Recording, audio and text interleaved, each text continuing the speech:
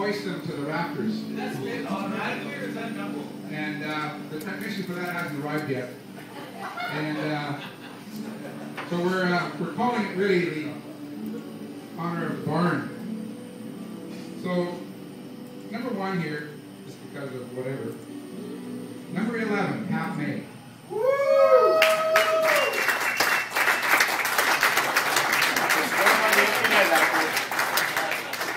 When it comes to cowboy character, this is going really well. When it comes to cowboy character, this guy's head and shoulders above the rest, literally. Says cute and Billy. Number 11 will be forever identified with Half May. Half May, a founding member of the Richmond Cowboys.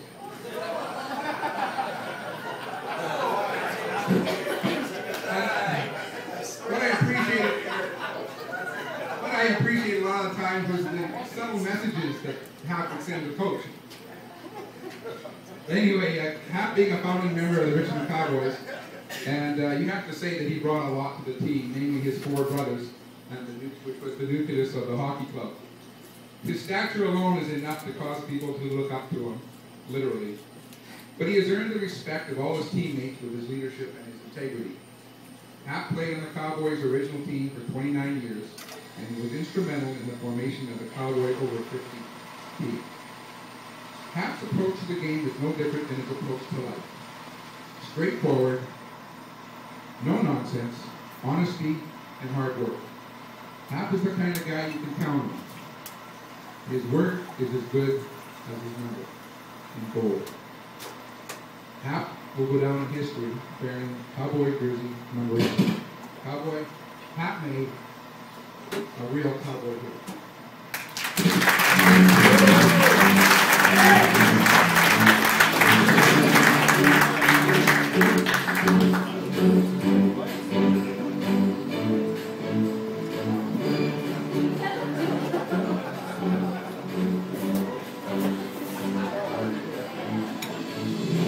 Okay, next on this esteemed list, number 5, Ron Fontaine.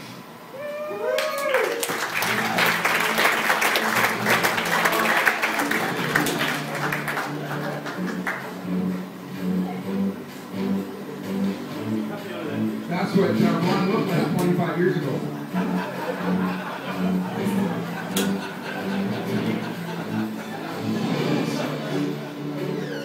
The decision to retire this jersey came without negotiation.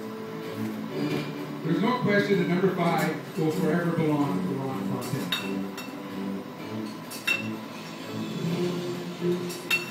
Ron retired from the Cowboy original team as captain in 2008, and no one has worn that jersey since, nor will probably ever. Number 5 is a symbol of leadership, inspiration. Ron expected a lot from the team, but no more than he was willing to deliver himself. Not only did he demand hard work from his teammates, he instilled an obligation to uphold the Cowboy name and pride and character. Ron has been with the team from the beginning, acting as a coach, coaching the team, the Richmond rookies. Although he did play for a rival team in the first year, it was by his invitation that the Cowboys first entered league play. It is to credit Ron that the Cowboy Old Boys were born. This over 50 team has reunited the senior players and extended the life of the Cowboy organization indefinitely.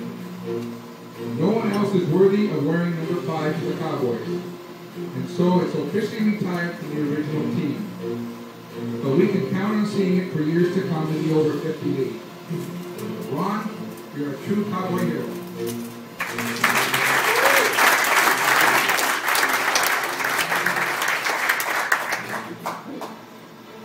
Absent tonight, number 3, Dave Fontaine.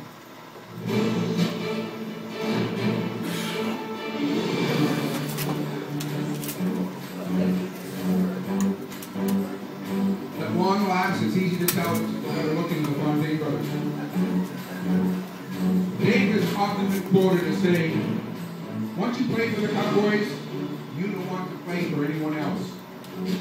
From this day forward, no one else will play for the Cowboys wearing number 3. There is no prouder a Cowboy than Dave. He was in the dressing room on day 1 for the Cowboys back in 1979, and he's still there 30 years later. Having now graduated to the Cowboys' old team, he continues to be the definition of Cowboy heart. The iconic black Cowboy hat is part of Dave's attire no matter where he goes, and he represents his undying dedication to the team. With Dave, you know he'll bring everything he has to the game, and his character on the ice is equal in everyday life. The image of Dave Fontaine putting his head down to chase down a loose puck, or in a fight for the puck riding on the back of a 6-foot, 230-pound Indian in Ashbrook, or charging from the blue line to defend his teammate from a guy twice his height and half his age. That's the image defined by jersey number 3. Dave, you're a Cowboy hero.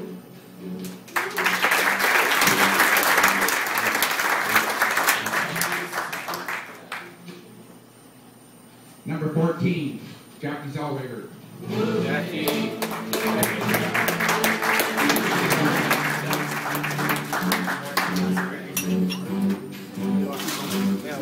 Kind of sorry to say that hat is almost almost me.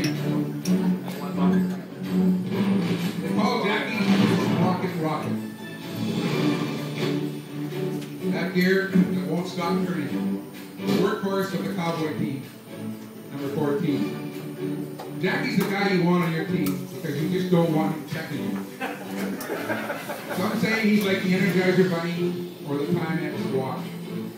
He takes a licking and keeps on ticking. Jackie's always just keeps going and going. Jack defines the work effort ideal of the Cowboys. He is all heart and he's relentless. When Jack's on the ice, you know what you're going to get. Everything he has. Off the ice, it's the same deal. What you see is what you get, and his efforts behind the scenes sometimes go unnoticed. But players like him have made the Cowboys what they are today. His undying dedication continues as he leads the way in work ethic for the Cowboys, old-timer team. Jackie, you're a true Cowboy hero.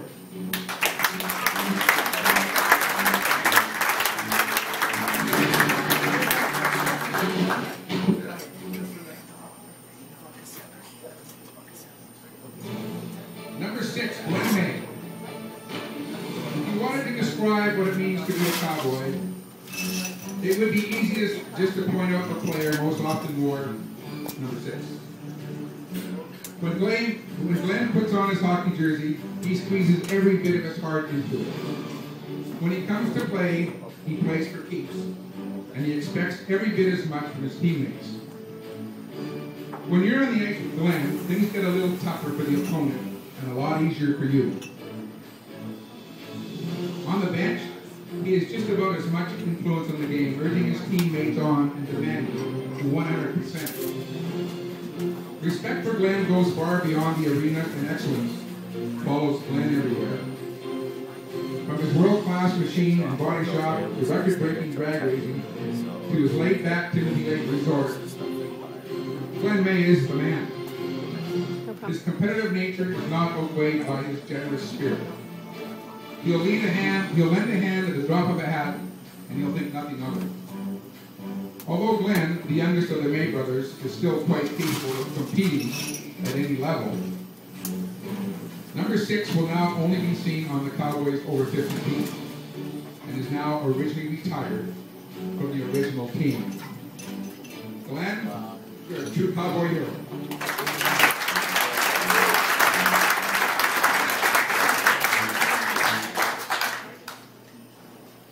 Number 21, Rich Shafsky.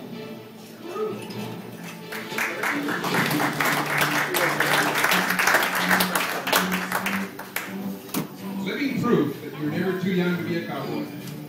Number 21 was the number given to the Cowboys' oldest rookie of the year. When Rich joined the Richmond Cowboys at age 42 and was the oldest player on the team, you would never know it from his play. He put another 20 years in with the team, playing against players his son's age, before moving on to the over 50 team. His trademark sweep check would consistently fool even the most skilled players who underestimated Rick's defensive ability. He was as consistent a player as the team had ever seen, and the inspiration to play showed an awful lot of his character. If you are fooled by his mild-mannered, even temperament, it is because you've never been in front of his net or had to battle for the puck in the corner. A competitor on the ice and a true gentleman in all areas. Rich helps make us all proud to be in the Cowboy family. Old enough to retire in the workforce, this workhorse is far from retired on the ice rink. Number 21 now belongs only to Rich Skapski.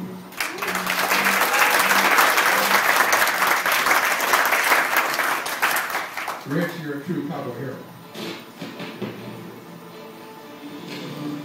Number 16, Dave May. There's no way you can retire all these jerseys without retiring this jersey, and in fact, it is long overdue that we hang up 16. It's been 10 years since Dave wore this jersey as a member of the original squad, and although several others have worn it since then, number 16 has always been synonymous with Dave May. A stalwart, stay-at-home defenseman, Dave brought more to the team than defensive skills. His sportsmanship was admirable, and his respect for teammates and opponents like none other. That respect has been reciprocated 10 times over, making him a good example, as good an example as we have when we call someone a Cowboy. With the advent of the old boys team 3 years ago, Dave attempted to make a comeback. Sadly, his body would not permit it, even if his heart was still in it. But he'll always be a Cowboy, and number 16 will always be remembered as a gentleman Cowboy. Dave, you're a true Cowboy hero.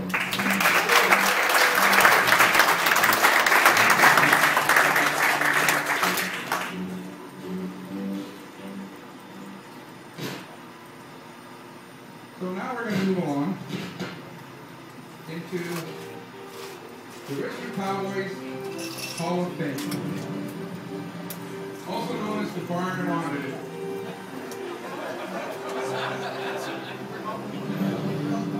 So you could not have a Cowboys Hall of Fame without first inducting Duncan May.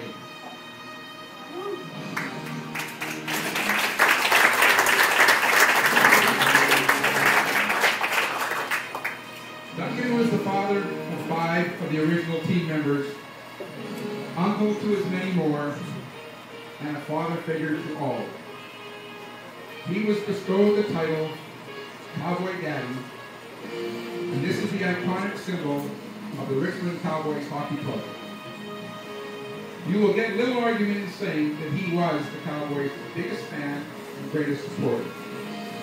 He was known to push aside his Canuck tickets in favor of watching a Cowboys game. After the game, he and his wife Pat were hosts to many a Cowboy party. Always a gentleman, modest to a fault, generous without question. He was an inspiration in character and motivation to the team in ways he himself could not understand. Duncan, Cowboy Daddy May, is the very definition of cowboy. He is the first to enter the Cowboy Barn of Honor and number 1 in our hearts.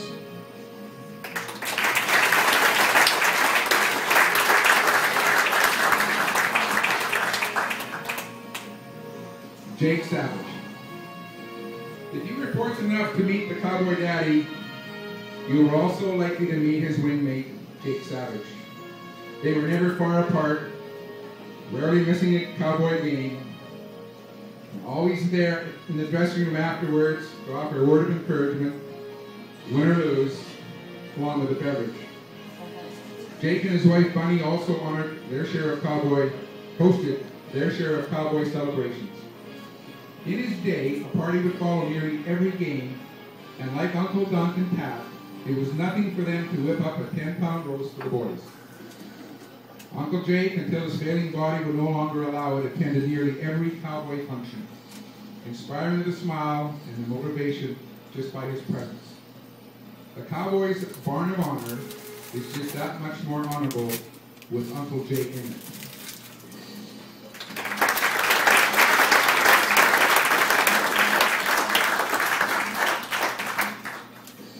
Ronnie May.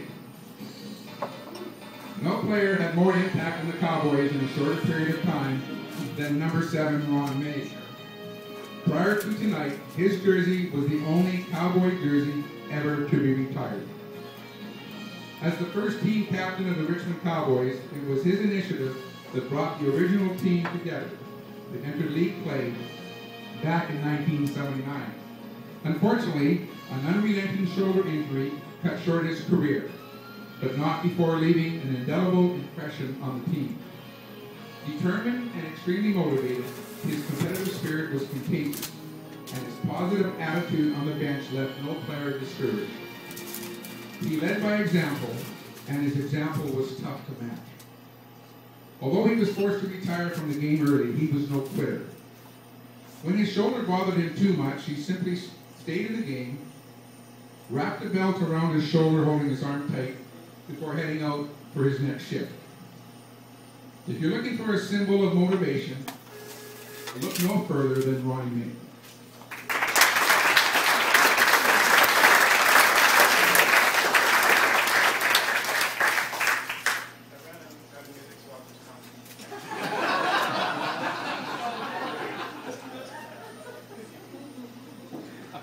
Randy May.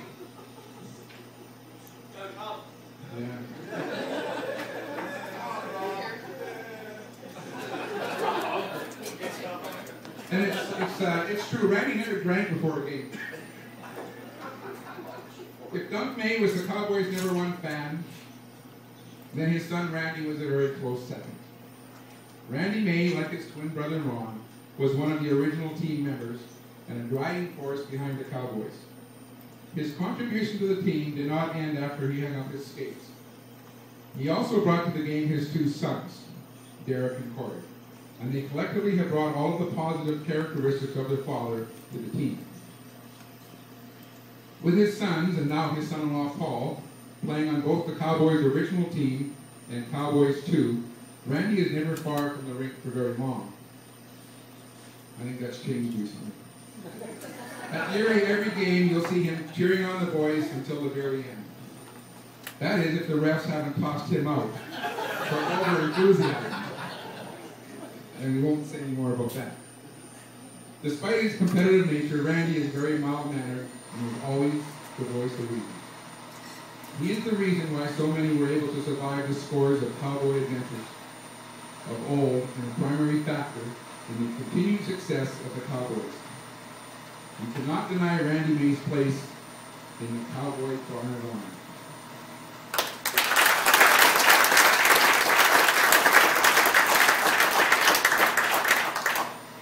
So that brings to conclusion tonight's ceremony and the reason that we've been brought here.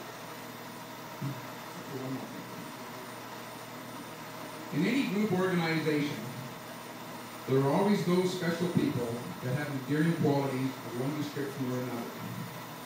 As Doug said, Doug was more than a father figure. He was our biggest fan. Then there comes a time to identify, recognize, and acknowledge what is singularly known as the true heart and soul of the Richmond Cowboy Hockey Club, both on and off the ice. Everyone who has ever associated to our team is guilty of having made an extremely strong contribution to team success, which is why the group remains strong in friendship and competition. When we think of someone who thinks outside the box, we all owe a debt to Doug Collins.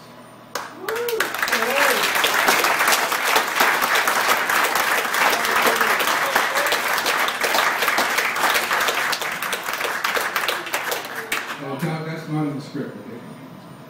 Yeah. Doug excels at thinking outside the box.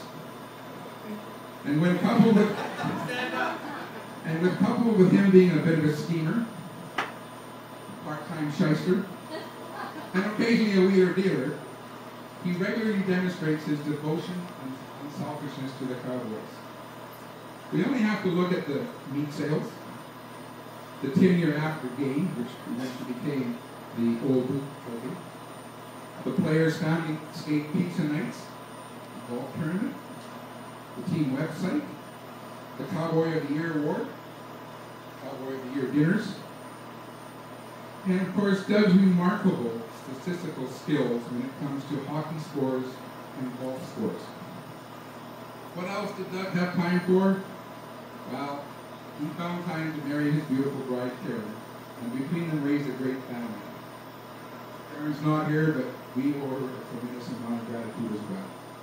Doug, once again, you excelled at bringing the Cowboys together for yet another fantastic night. And for this, you only added to the unpaid debt that we all owe you. From everyone in the extended Cowboy family, thanks so much for all you've done over the years. You truly are the heart and soul of the Richmond Cowboys Hockey Clubs.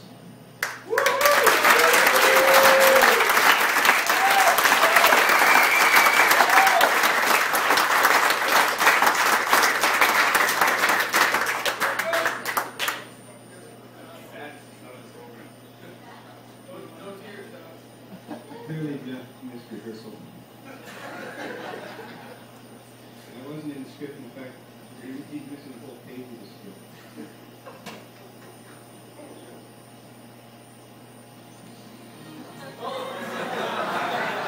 Leaving Jeff Crookshank out of the Cowboy Bar of Honor would be like leaving a page out of Cowboy history. It would be leaving out an entire chapter. And that's the exciting part as well. Jeff took his place behind the Cowboy bench in their first season, leading the team to the top of the league in the playoff championship. He remained with the team as their steadfast leader for over 20 years, showing the way to victory, uplifting the team in loss as well. He finally retired in 2004, and he came out on top once again after the Cowboys won the RHL playoff championships. Any player can tell you what a benefit it is to have a voice behind the bench, organizing the lines, rallying the troops. It's hard not to be a little motivated when Jeff said get out on the ice with a slap on the back. Jeff contributed as much to the game as did the players, even though he didn't show on the score sheet, except for the occasional bench minor. Coach Crookshank took care of the boys on and off the ice, organizing road trips, helping with events such as tonight, inspiring the team, leading the cheer, demonstrating how to drink properly, and making sure everyone got home safely afterwards. Jeff now sits comfortably in the barn of honor.